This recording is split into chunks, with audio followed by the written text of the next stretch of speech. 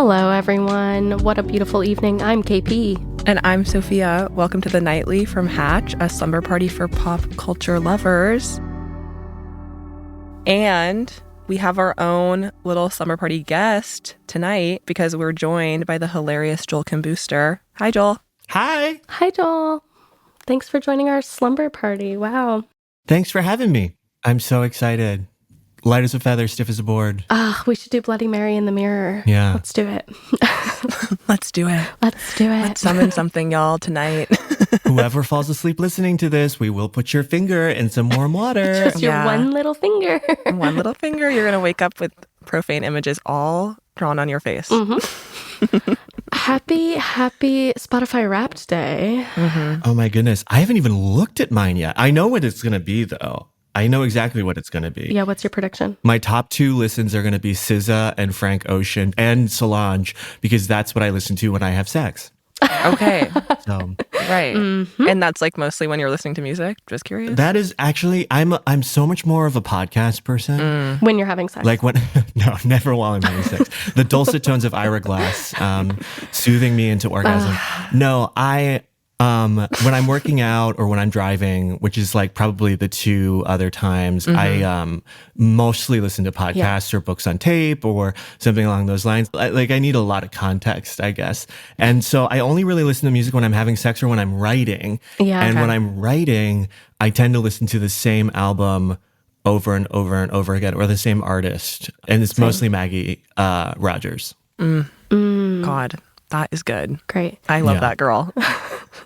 Love her horribly. Mm-hmm. I wrote the entire script of Fire Island basically listening to her second album on repeat. She needs a credit in the credits. She does. Yeah, she should. She should get residuals that I don't even get. Yes, give them to her. Just donate them. She should make more than you. Yeah. When I'm writing, I can't listen to like words because then I start, writing the words that I'm hearing. So I have to do only instrumental.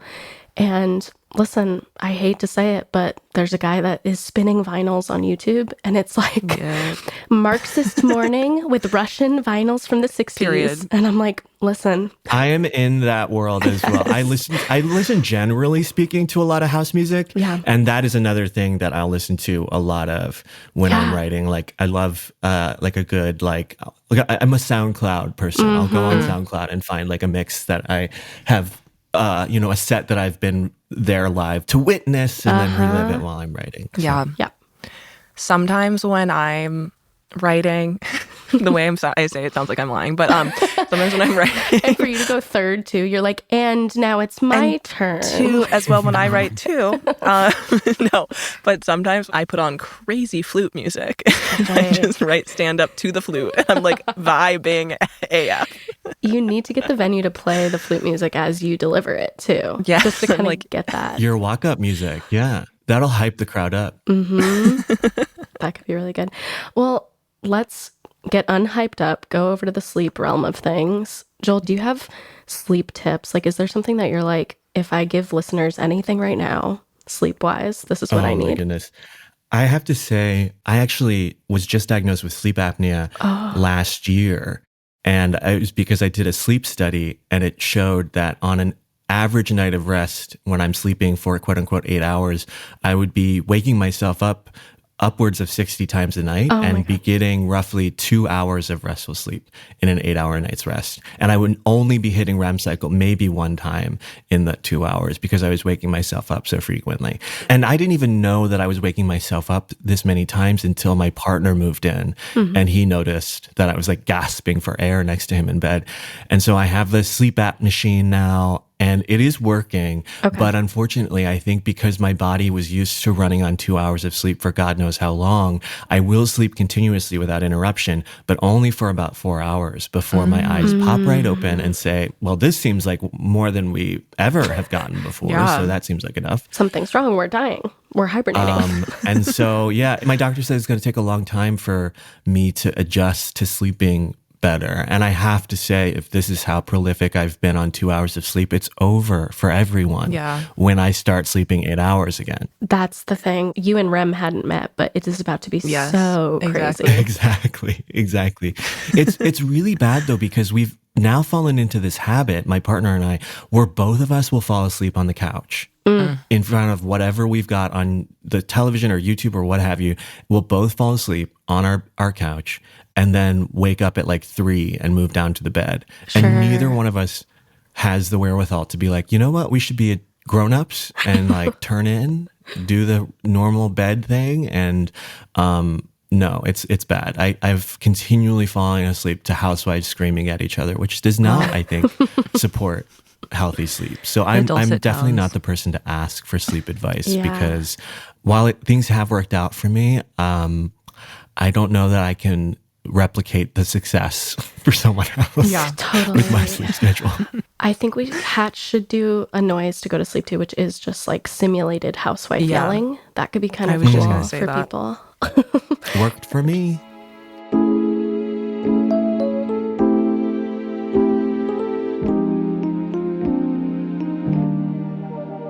Okay, let's switch on over in this slumber party from talking about sleep to talking about games. Let's talk about what would we rather do. How's everyone feeling if we hit some would you rathers? Highly positive. I would love that. Okay, here's our first one. Would you rather star in a Hallmark movie or a Christmas action movie? Oh, I mean, that seems pretty easy to Go me, on. at least. You go first. I think the Christmas action movie is the one you want. Yeah. I mean, there's so many great examples of it. I think you have a better chance of sort of tripping into iconography with a Christmas action movie than you do with a Hallmark movie. Not to say that it's not possible. Yeah. But I do think like Die Hard obviously is like probably the number one most fought over. Is it a Christmas movie? Is it an action movie? Right. Is it both sort of movie? But I think even like the recent ones that have come out that I've had a lot of fun with, like Krampus Oh, I love Krampus. Oh my God. was really fun. The one with David Harbour that came out where it was like basically reverse Home Alone where Santa was murdering all of these criminals. I wish I could tell you what it is, but hopefully you're already halfway to sleep by now, so you won't remember anyways. Yeah, this is the part of the podcast where we can say whatever we want. No one's right. Yeah. I just think there's something so fun about a like PG-13 holiday action movie, no matter how bad it is. I agree. Yep. Yeah, I think I would also choose the Christmas action movie for similar reasons. I feel like, of course, it'd be better for my career. Of course. But listen, guys, if you're listening, I'd take either gladly. Try to know that. Hold that, know that. No, same. I'm in no position to be turning down work from the Hallmark Corporation. I'm like, Hallmark, reach out. It'd be fun to be in an action movie also. Yeah. You'd feel badass. Like that's like on the bucket list. Like, put me in, coach. I want to do it so I bet bad. you can do it. I bet you'll get there. I'm kind of like just getting in my feet wet into the action genre. And I'm like, they're good. They're just fun. I know. There's just no other way to say it. They're fun. No. They're good. I'll devil's advocate the Hallmark movie, which is like, if your goal is to make some quick, perhaps money by being in a movie and not having to do stunts, not really having to act very well. I'm pretty sure those movies shoot in like 2 weeks. 2 days. Yeah. You know? I don't think it's a very long production process. It's a get-rich-quick scheme of sorts. Yeah. So if your goals are like, you can really just show up, get to know the script in the morning, shoot it in the afternoon, I think then great. Yeah. And that's not to take anything away from Hallmark. You're making great art. Art is subjective. It's incredible art. 100%. I saw Frosty with Abs, whatever that movie was, and I think you guys are doing really great stuff. Oh, I haven't seen that. You got to check it out. And I also think we have to include here, if we're talking about Hallmark, Hallmark is not just what's on the Hallmark channel. It's a vibe. That's so true. Like Absolutely. Netflix has Hallmark movies, even though they're not called Hallmark movies. Yeah. You know, Lifetime obviously dips their toe into that genre a lot. But like, just because it's not on Hallmark doesn't make it not a Hallmark movie. No, there are a lot of Hallmark movies on Netflix. I immediately thought of that lesbian one with Kristen Stewart. Oh, that's on Hulu, my friend. Oh, That's on Hulu. There's Hallmark movies all around us. Happiest season. Yes. Season. God bless. Godspeed. And I do, just to zoom out, I mean, it is truly crazy to have Hallmark, known for making cards and ornaments in store, be like sort of holding it down really lovely as a streaming service. So Yes. God bless. I think we're all in alignment, though. We're going to do Christmas action Okay. for now. It's going to be the three of us, and we're going to be starring in a Christmas action movie. Okay, I have another would you rather for the table. Would you rather be stuck in an enemies to lovers arc or caught in a messy love triangle? Oh, y'all. This one's really easy. Wait, I actually have to think about this. I mean, I guess it depends on what you mean by stuck. You know, like, does that mean that you never... you never make it to lovers. Eternally in this loop with like romantic blue balls where you never quite exit the enemies phase and never get to the lovers phase? Because if that's the case, then I take the messy love triangle. True. There's a promise of at least like you're coming out the other side. If you're stuck, then in a will they won't they situation, then I don't know how to help you. You're so right, because I was going to say it's for me easy enemies to lovers. Because I just really don't want to have to deal with a third personality trait. I barely want to deal with my own. I barely want to deal with anyone's. Truly. Yeah. Who has the energy? Yeah. So to me, it felt easy to say enemies to lovers, but you're right. If it's like a toxic, like, and we're breaking up and we're getting back together and we're enemies now and we're lovers again, then no, I mean, I'd rather the triangle. Yeah. Yeah. I'm trying to think. I don't really know the reason, but my heart is telling me messy love triangle. Yeah. Just because I'm like, that sounds so exciting. Well, as a queer person, it is sort of our birthright to be in messy love triangles. It's either one of two things. It's like, there's not enough of us, so I'm alone and sad. Or I have somehow found two people to also be frustrated and upset by. Yeah. So I'm also like, of course, in the polyamory capital of the world, Brooklyn, New York. So it feels like that is just something that's bound to happen to me.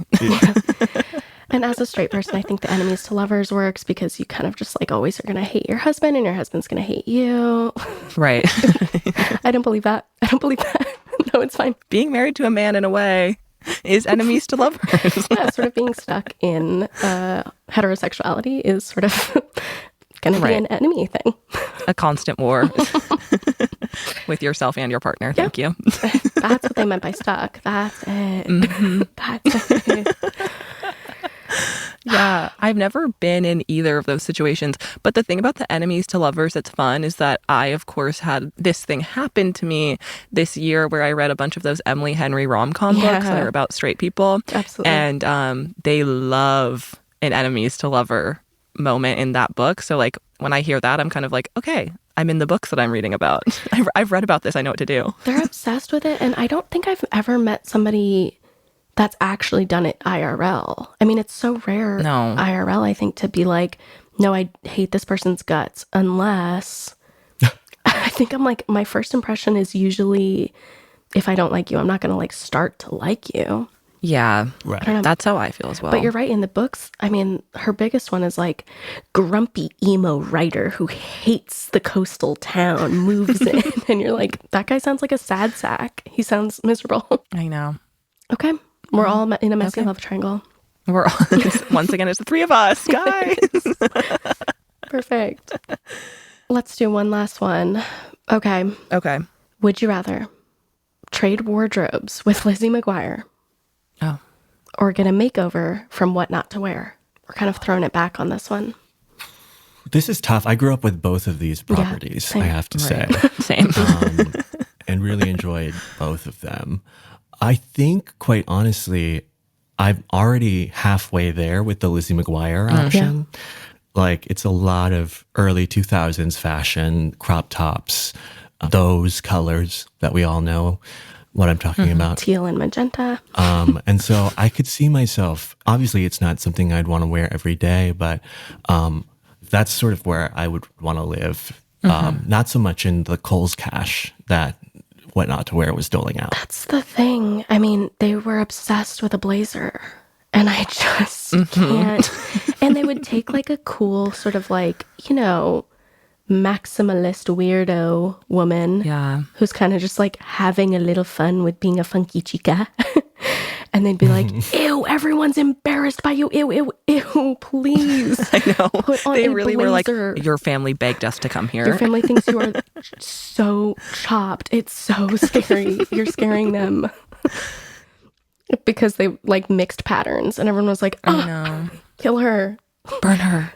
Oh, kill her or put her in a blazer with like a ponytail. kind of the same. So I'm definitely doing Lizzie McGuire because at least, I mean, swing big, take some risks. Exactly. Exactly. Okay, y'all. I'm dissenting. Okay, please. I just think that with the Lizzie McGuire, it would give me a touch of gender euphoria. No, dysphoria, maybe both. Okay. So Really rolling in the dice. I know. I think unfortunately, I really am not happy to say it. I wish I was braver, stronger, more playful, but that I'm going to unfortunately have to take the hit and I'm going to have to get my ass handed to me by the What Not to Wear. However, they are making a new spin-off. It's Not out. spin-off, Yeah, it's a new called one. Wear Whatever You Want. Oh my gosh. A Okay. total 180 from what they were saying. Which I don't y'all. support either. I don't support that I know. either, I have to say. Me neither. When you said that, it made me upset. I was like, stop. That's not what you guys were preaching. I kind of took the Lizzie McGuire as like anyone from the cast. So I thought maybe Gordo. Oh, yeah. You could give Gordo. You could give Gordo. I will sit in the pocket of Gordo. Sit where he sat. I will sit where he sat. I feel like I probably have many pieces right now that are like Gordo. I'm like, It was kind of like a long t-shirt with a short t-shirt over top okay, see? and bowling shirts. That is my culture. Totally. Okay, then I'll take Gordo. And I feel like, oh, is he wearing like weird hats? No, I don't think he was a hats guy. No. Then I'm good. Then I'm happy with Gordo. Okay. Because I liked Lizzie McGuire's little friend who had like a little purple streak in her hair or whatever, because everyone did at that time. Oh, yeah. She had some good outfits too. She was like Avril Lavigne punk. Wasn't her name like Lelaine? Elaine. I hope so. That's actually beautiful. Let that mystery rock you to sleep. The outfits in the Lizzie McGuire movie were so iconic, though. The ones that she wore in the... Do you know what I'm talking about? When she's singing? I do, but I like can't. I was like out of her grasp by then. It's like a puffer gown. Yeah, it was a puffer gown, igloo gown. Yes. Ugh, that's amazing. That's beautiful. Someone's got to bring that back. Well, we were kind of aligned on most things, and I appreciate, Sophia, that you went your own way for a bit, and then we got you right back. Immediately came back. I'm like so easily. That was really stressful when you weren't with us. Lured back to our side with Gordo. And that's why this is a messy love triangle, because we're messy. Yeah, exactly. Trust that I don't want to go with the What Not to Wear people. So the second you threw me that life raft, I'm like, I'm ready to go. Gordo, just give me a second. I'm Gordo. Literally. I'm Gordo. Okay, well, these were all really agreeable. And before we wrap, Joel, is there anything our listeners should be checking out that you've been working on? Loot Season 3 is airing now. I believe by the time this is out, the entire third season will be out for you to binge and catch up on. I'm in a small part of K-pop Demon Hunters. I don't know if you've heard of it. Oh my God, I love it. And I'll be on the Scrubs revival, which is premiering in February of next year. Oh my gosh. Wow, these are all kind of really iconic things. Yeah. That's so exciting. And Joel, we're drifting to bed. We shot up straight when we heard the things you're working on, and now we're drifting back to bed. And if you could give our guests a very special good night, set the scene, getting comfy. Yeah. What are we saying? I'll take it from the second one. I've woken up on the couch. I'm confused about where I am. I don't know what time it is, but I am moving slowly down my stairs into my bedroom where I place the sleep app machine on my face, turn it on, turn on usually a podcast, maybe something like this, actually.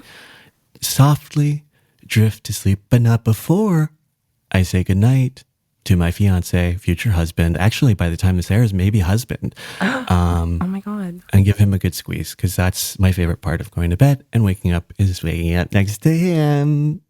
Wow. Good night, everyone. Oh, that was really sweet. And congrats on your impending wedding or marriage. Thank you so much. And now I think I'm also ready to say goodnight. So this has been lovely. Good night, Joel, and good night, KP. Good night, Sophia. Good night, Joel. Good night.